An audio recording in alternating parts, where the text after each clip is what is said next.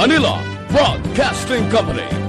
Sa balita, komentaryo, isyu, serbisyo publiko. Aksyon Radio! Sa Bacolod, Aksyon Radio! Aksyon Radio!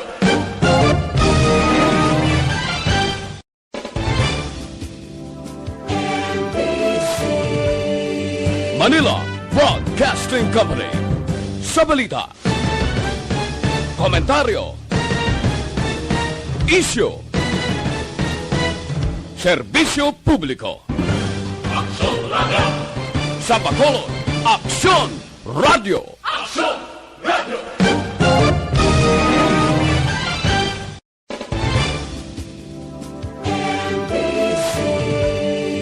Manila Broadcasting Company.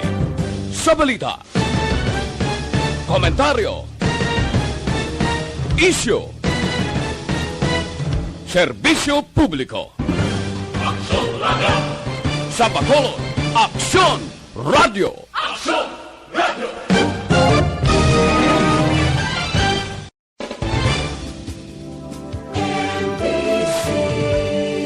Manila Broadcasting Company. Sa balita, komentaryo, isyu, serbisyo publiko. Aksyon Radio! Sa Bacolod, Aksyon Radio! Aksyon Radio!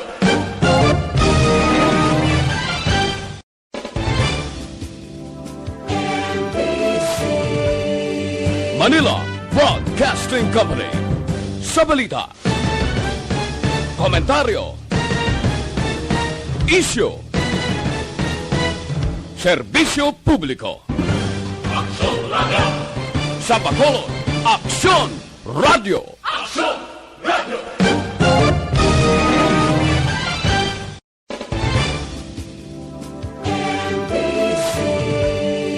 Manila Broadcasting Company. Sa balita, komentaryo, isyu,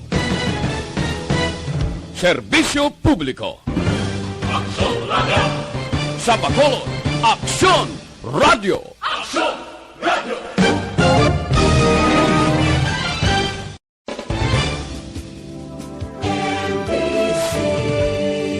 Manila Broadcasting Company. Sa balita, komentaryo, Aksyon Balita Sunday Edition! Sa Aksyon!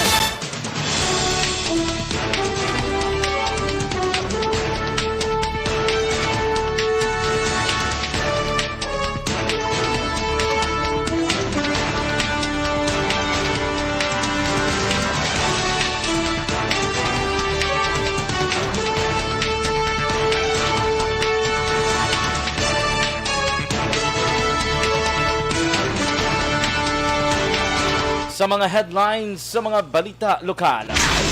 Negros Occidental magaporma sang dugang nga team sa vaccination. 22 ka mga lokal nga negosyo nagtambong sa shop lokal nga programa sang Bacolod. Sa mga balita national, Presidente Duterte magatambong sa ASEAN Special China Summit. Mga kandidato sa 2022 election ginaengganyo sang kapulisan nga magpaidalom sa drug test. Una sa balita! Una sa aksyon!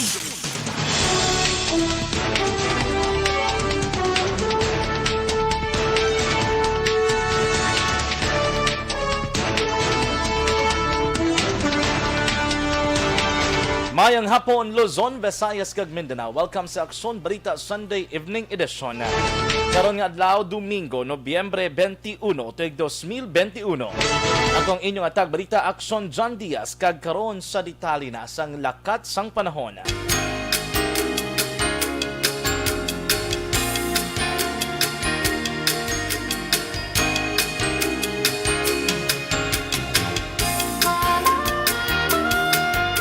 Ang Ang northeast monsoon ang nag-aapekto sa Northern Luzon, samtang easterlies naman sa nabilin nga bahin sa pungsod Pilipinas.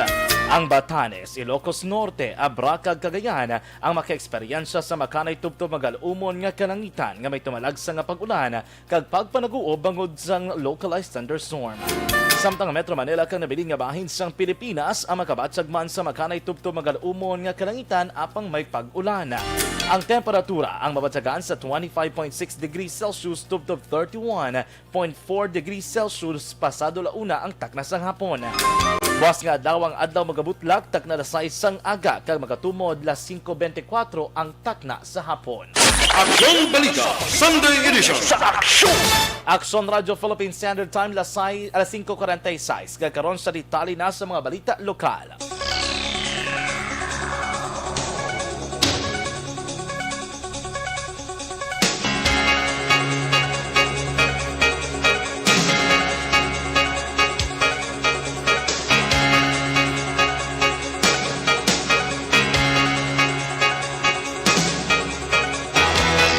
Plano sang gobyerno provinsyal nga dugangan sang tatlo ang gintukod nga vaccination team agud mas mapasanyog pa ang vaccination daily rollout sa probinsya sang Negros Occidental. Sunod kay Governor Bong Lacson, may 5 na ka mga vaccination teams nga una gintukod ang probinsya nga mo sa karon ang nagapangbakuna sa naglain-lain nga barangay sang banwag kag syudad. Ini nga teams ang ginpadala sa mga local government units nga kulang ang personnel para mapaayo ang vaccination pace. Dugang pa sang gobernador nga kung madugangan ang vaccination teams, target sini nga makababakuna sang 1,000 ka mga individual sa kada adlaw. Ginpasiguro pa sining handa ang gobyerno probensyal sa pagpadala sang vaccination team sa sinuman nga LGU nga may listahan na sa mga vaccinees. Sa karon na 1,825,370 ang target population sa Negros Occidental nga dapat mabakunahan kontra COVID-19.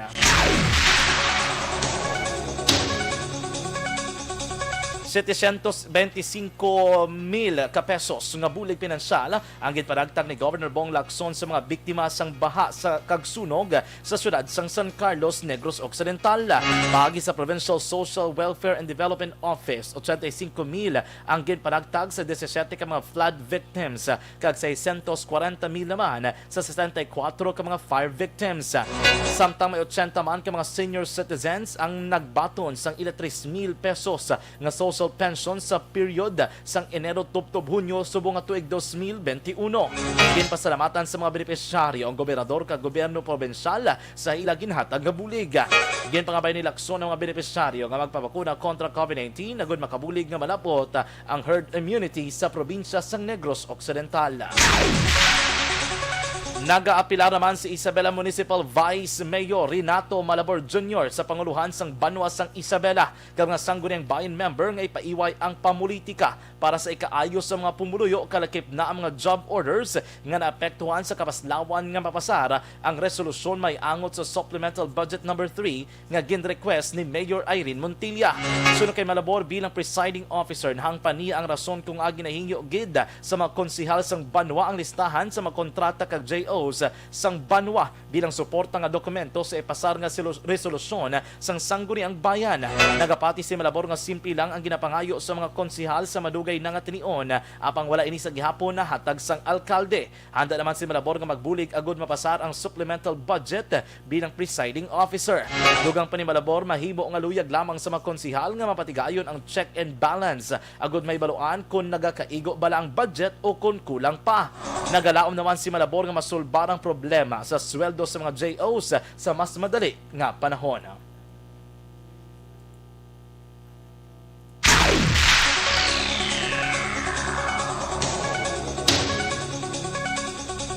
Ginklaro ni Isabela Municipal Councilor kag Committee on Finance and Budget Appropriation Chairman Francis Malabor nga ang nagpa-delay sa pagpasar sang supplemental budget nga ginhingyo sang Banwa sang Isabela among kapaslawan sa lokal nga panguluhan nga maghatag sang kopya sang listahan sang job orders kag mga kontrata sumugod Enero tubtob Oktubre.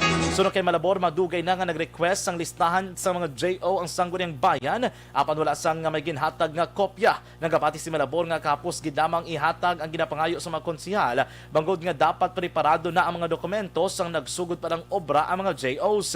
Dugang pa ang listahan ang magahatag man sang kasanagan kung nga nagkulang pa ang masobra 17 milyones pesos nga annual budget nga una na nga ginpasar sang sangguniang bayan. Sa karon may masobra 400 ka mga JOs ang banwa sang Isabela. Sunod naman kay Committee on Laws Chairman sangguniang bayan member Henry Foscablo, nagadali na ang sangguniang bayan nga mapisweldohan ng mga JOs gani mas maayo kon maghatag na gilayon ang listahan na ginapangayo sa alkalde sang banwa. 22 naman ka mga lokal nga mga negosyo kag producers ang magapakigbahin sa shop lokal nga programa sang syudad sang Bacolod upod ang Robinson's Place Bacolod kag Invest Bacolod umpisa Nobyembre 23 tubtob 30. Sa amo nga mga inadlaw ipakita ang pinakamaayong nga mga lokal nga produkto nga himo sa mga local producers sang Bacolod. Masaksihan ang pila ka mga traditional nga decors, homemade treats, handicrafts kag iban pa. May patigayonon man nga livelihood workshops kaangay sa mga rag making, doll making kag mushroom growing. Tinutuyo sa sini nga public-private partnership nga programa nga suportahan ang lokal nga negosyo sa tunga sang pandemya. Nagpahanumdom ang Bacolod Traffic Authority Office kang bitaw sa mga truck driver nga pag-isyuhan sila sang citation ticket sa tion nga magparking sa bike lane sang syudad sa pagpatuman sang truck ban. Ini kasunod nga gin-intensify sang bitaw ang ila operasyon sa pagpatuman sang City Ordinance number 338 o contract ban sa dalan circumferential kasunod sang paghalog sa mga restriction sa syudad. Sunod kay Police Major Ruel Culanag, pamuno sang bitaw, dapat magpangita sang lugar ang mga truck driver nga wala sang bike lane samtang nagaparking ka nagahulat nga matapos ang oras ng truck ban para makalabay. Dugang panikulana nga may separado nga team ang bitaw nga amo nagapanguna sa pagpatuman sang sininga ordinansa. Sa idalom sang ordinansa ginapatuman ng truck ban lasay sang aga tubtob 8 sang aga kag 4 sang hapon tubtob 7 sang gabi. Exempted naman sa truck ban ang mga truck may karga essential goods kaangay sang bulong kag pagkaon. Ang mga baluyaran sang ordinansa ang papanaugan sang penalidad tubtob 3,000 ka pesos.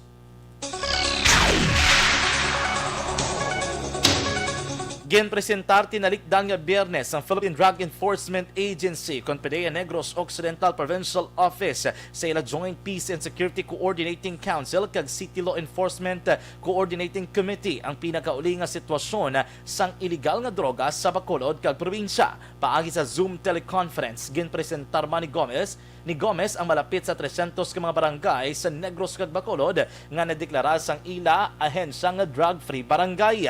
Nagalao man si Gomez nga malabutan sang ilahanay ang 50% sa mga barangay sa probinsya nga madeklarar bilang drug-free barangay antes matapos ang tuig 2021. Sa karon ginahanda naman sang PDEA ang 54 ka mga barangay nga igaipaidalom sa Regional Oversight Committee sa maabot nga Martes, Nobyembre 23. Nalakip na diri ang duha ka barangay sa syudad sang Bacolod nga among barangay 20 kag 41. Sa iban pa nga balita lokal, ginlubog na kahapon ang duha ka mga soldado nga napatay sa engkwentro sa banwa sang Moises Padilla, tinalikdan nga sinimana. Sunod kay Lieutenant Colonel J.J. Havines, commanding officer sang 79 IB, dugang nga ginlubong kahapon Sunday Corporal Vincent John Tirero kag si Private Cesar Ayan Iloterio. Si Tirero ang ginlubong sa Angels Memorial Park sa syudad sang Kamakalan, samtang si Iloterio ang ginlubong naman sa barangay Haina Norte Public Cemetery sa Mindan, Capiz.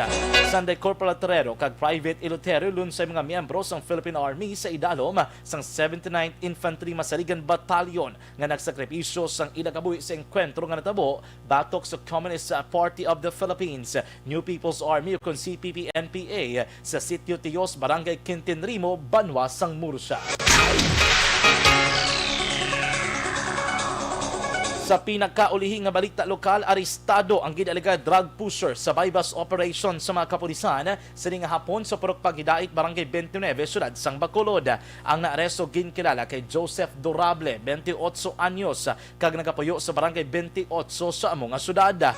Sunod kay Police Major Ramil Sarona, hepe sang Police Station number 1, si Durable ang ginakabing nga street level individual kag ato nga nagbaligya sang ginasuspetsuan shabu sa police poster buyer.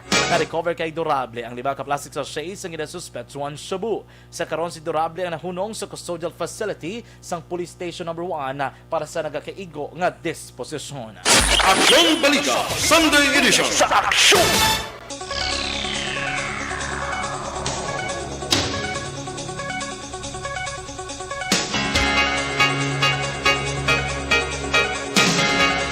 Aksyon Radio Philippines Standard Time na 5:55 sa mga balita nasyonal. Negros Presidente Duterte magatambong sa ASEAN Special Summit sa China. Mga kandidato sa 2022 eleksyon ginainganyo sang kapulisan nga magpaidalom sa drug testing. Ang detalye sa nagapangunang mga balita nasyonal pagkatapos ginlamang sini.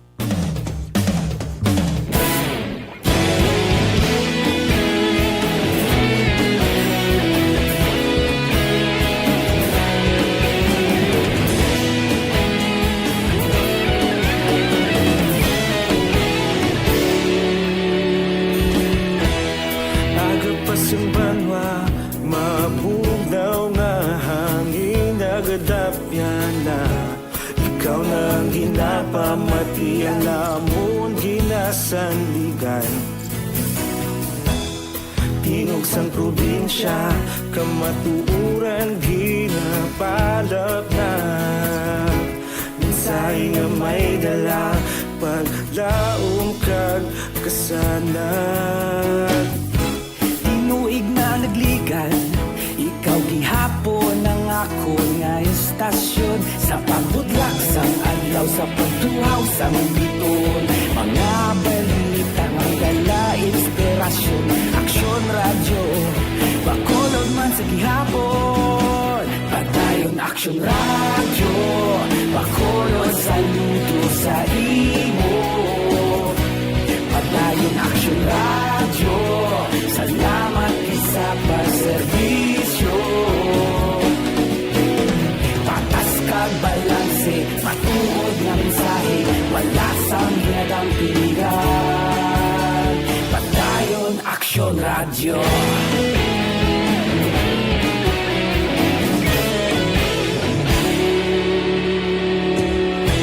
Pagkulong nun kag negrosanon, inyong pamatian.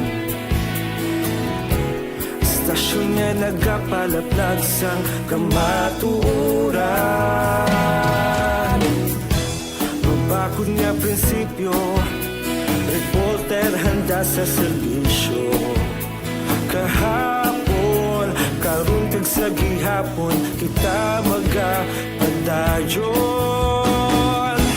Tinuig na nagligan, ikaw gihapon ang ako nga istasyon sa pagbutlak sang adlaw sa pagtuhaw sang biton.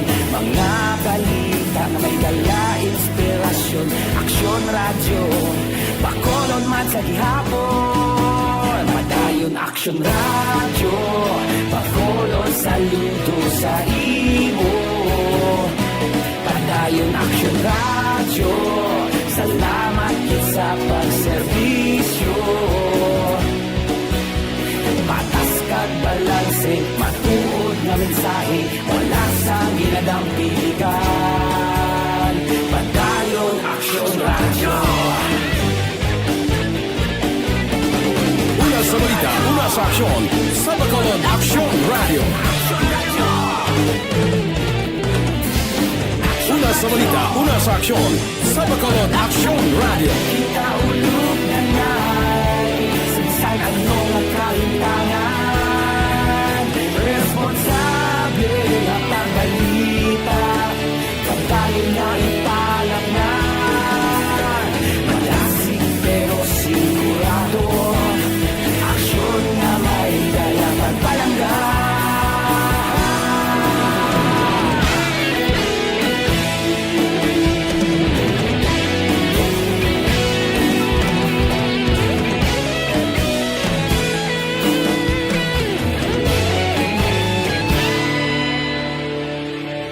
Padayon Aksyon Radio, bakolod saludo sa imo. Padayon Aksyon Radio, salamat gid sa pagserbisyo. Padayon Aksyon Radio, bakolod saludo sa imo.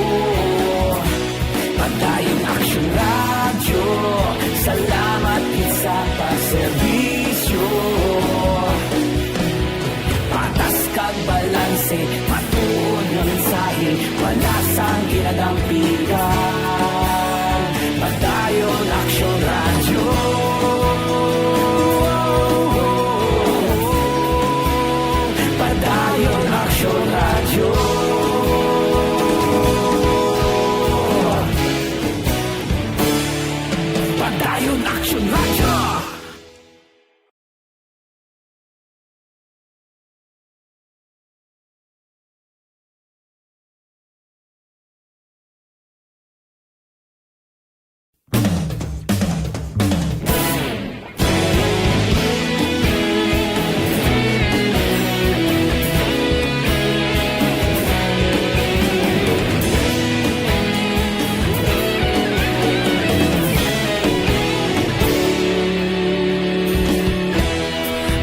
pasimbanwa mabugnaw nga hangin nagadapyan na ikaw nang ginapamati ang namon ginasandigan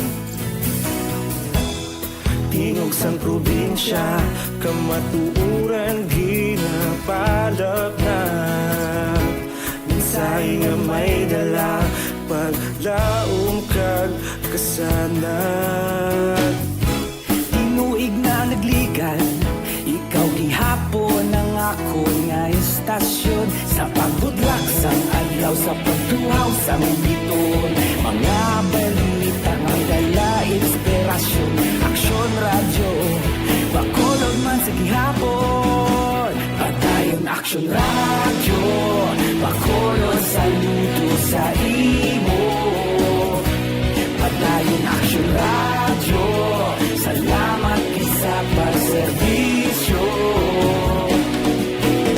patas kag balanse matuod na mensahe wala sang ginadang pilihan padayon aksyon radyo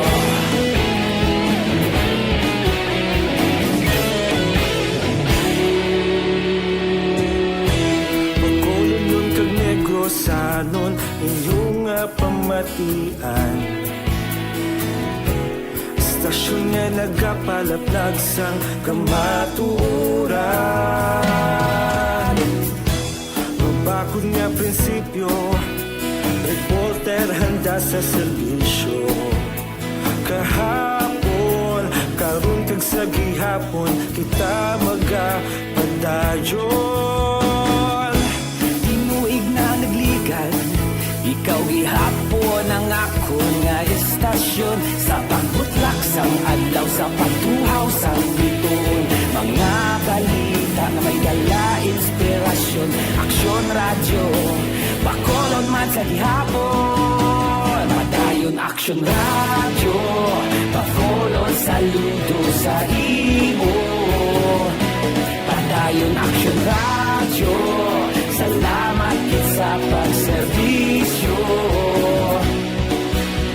patas kag balanse matuod na mensahe wala sang ginadang piligan padayon aksyon radyo Una sa balita, una sa aksyon, sa Bacolod Aksyon Radio. Una sa balita, una sa aksyon, sa Bacolod Aksyon Radio. kita ulog na nay Sansan anong nakalintangan responsable na pagbalita pagdayon na ipalak na malasig pero sigurado aksyon na may dala pagpalanggan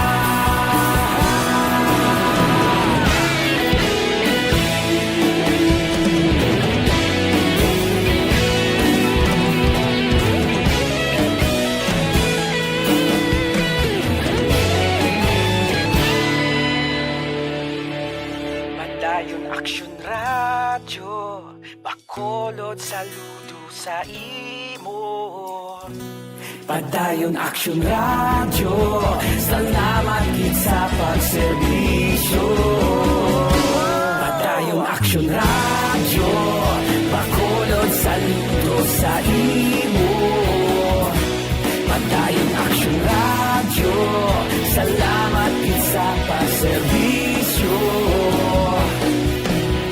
patas kag balanse matuod na mensahe wala sang ginadampigan padayon aksyon radyo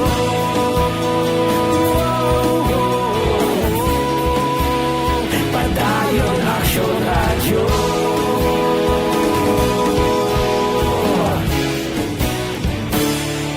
padayon aksyon radyo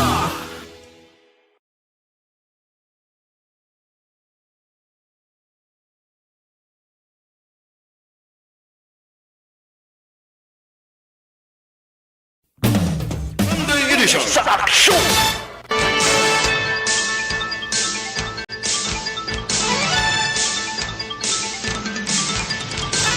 Aksyon Radio Philippines Standard Time lasay 5 kagkaron sa detalye sa nagapanguna nga mga balita nasyonal. Ginanunsyo sa Magdakanya ang magatambong si Presidente Rodrigo Duterte paagi sa virtual meeting sa Southeast Asian leaders kag Chinese President Xi Jinping sa Nobyembre 22. Sa statement nga ginpagwa sang Office of the President, nakabaton sang imbitasyon si Presidente Duterte gikan sa Chinese President para magtambong sa ASEAN-China Special Summit akud matalakay ang dialogue relations sa nakaligid nga 3 ka dekada kag para ipadayon ang maayo nga relasyon sa masunod nga 30 pa ka tuig. Ginapaabot ng palayag ni Presidente Duterte ang panindugan sa Pilipinas angot sa key areas sa kooperasyon kag regional issues. Ang partisipasyon sang Presidente ginkompirmar pagkatapos pagkamalaot sa Department of Foreign Affairs ang Chinese Coast Guard nga ginabalabagan kag nagpalukpok o kung ginpalukpan usar ang water cannons ang duha ka salakayan nga ginapalagiyahan sang Pilipinas nga yara sa resupply mission sa Ayungin Shoal sa West Philippine Sea. Nagapabilin nga top choice ang lakas CMD si Presidente Rodrigo Duterte sa pagkasenadora sa piyaksang pagbaligbad sang Chief Executive sa posible koalisyon sa partido sang iya bata nga si Davao City Mayor Sara Duterte.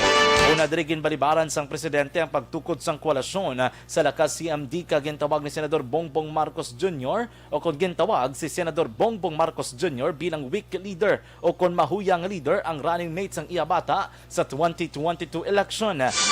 Payag man sang lakas CMD nga hindi sila magpanibag-o sa palayag sang Presidente apang isa lamang sa ila ginaklaro amo nga ila ini ginasuportahan sa pagpapili bilang senadora. Ginaengganyo naman sa Philippine National Police o PNP ang mga kandidato sa lokal kag national nga posisyon para sa 2022 election nga magpaidalom sa drug test. Suno kay PNP Chief General Leonardo Carlos, bisan pa nga wala sang lahi nga nagmando sa pagpaidalom sang isa ka kandidato sa drug test. Mangin maayo nga ehemplo sila bagod nga kun magnegatibo ang resulta, mapamatud-an nga wala sila nagagamit sang ginadumilian nga droga. Dugang pa ni Carlos iniman ang makapabakod sa kampanya sang kapulisan batok sa illegal nga droga. Aminado naman si Carlos nga hindi requirement sa pagpapili sa eleksyon ang drug test. Ginmanduan na ang hepe sang Philippine National Police o PNP ang Drug Enforcement Group nga imbestigahan ang alegasyon ni Presidente Rodrigo Duterte nga may isa ka presidential aspirant nga nagagamit sang cocaine nga ginakabig nga isa ka illegal nga droga.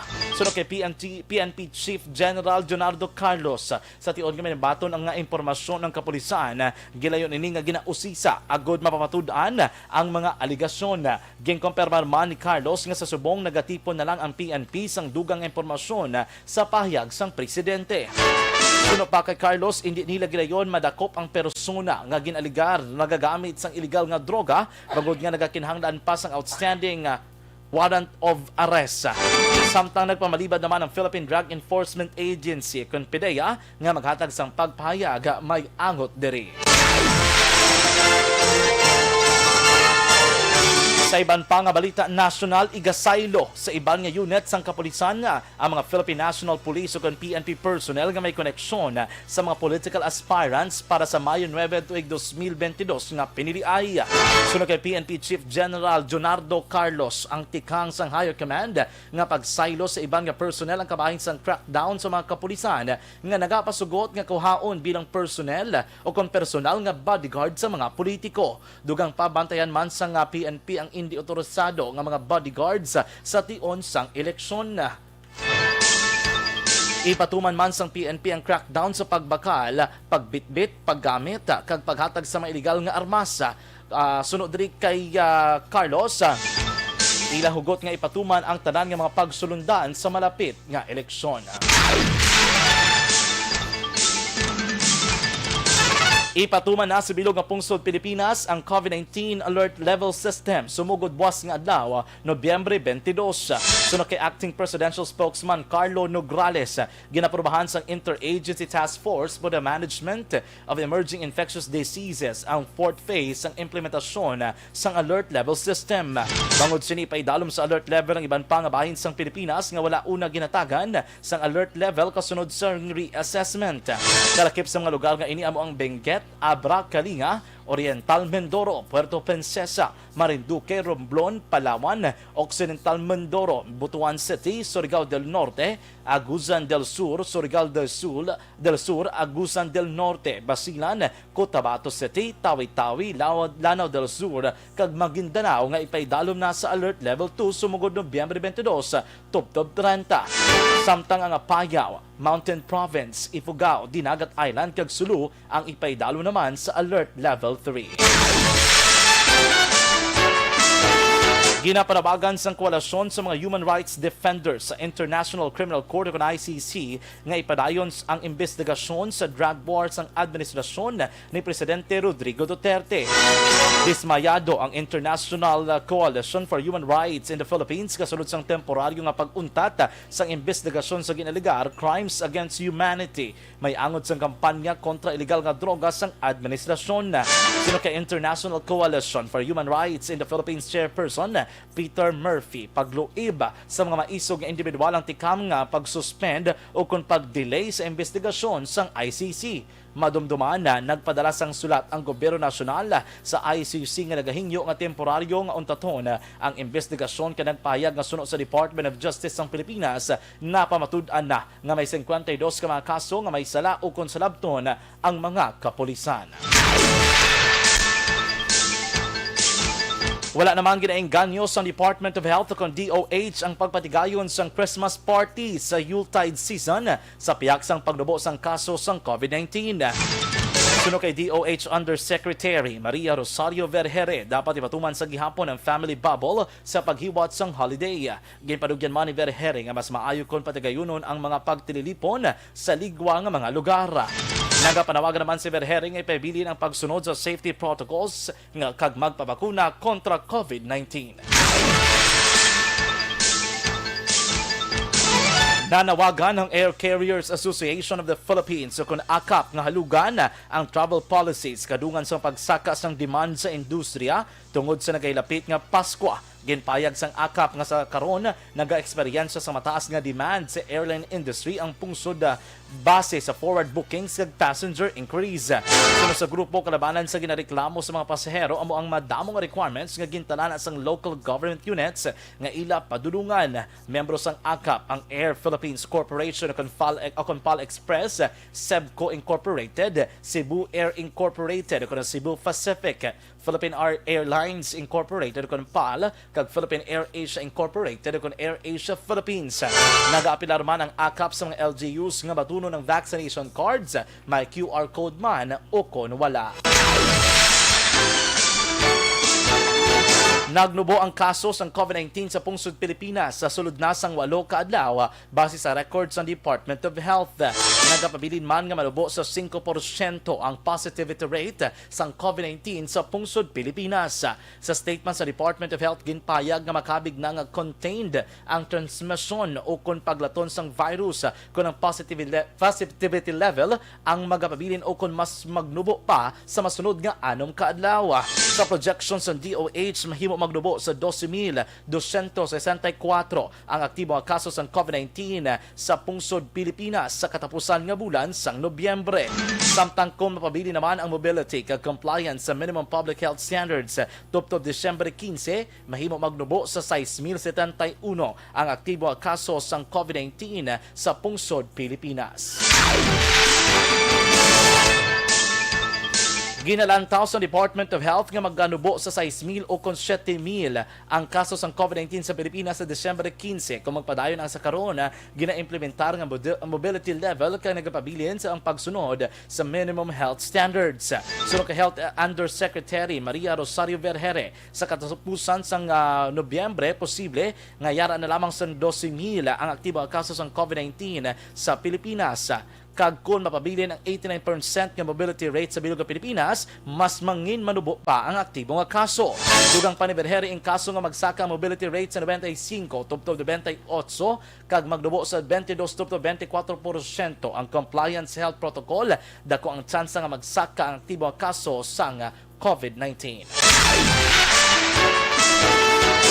Sa pinakaulihing nga balita nasyonal, naka-record sang 2,227 kabagong nga kaso sang COVID-19 ang pungsod Pilipinas ka nagdala sa kabilugan nga 2,826,410.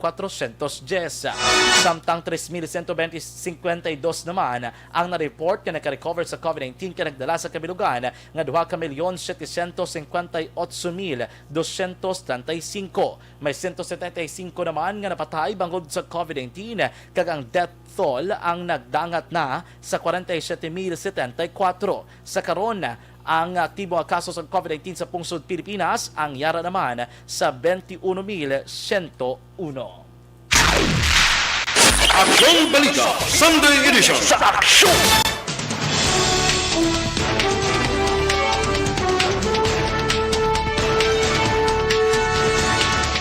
Aksyon Radio Philippines Standard Time, las 6:16. Mayong gabi lang kay Robel John Tupas. I-like nyo ko ng iyang YouTube channel.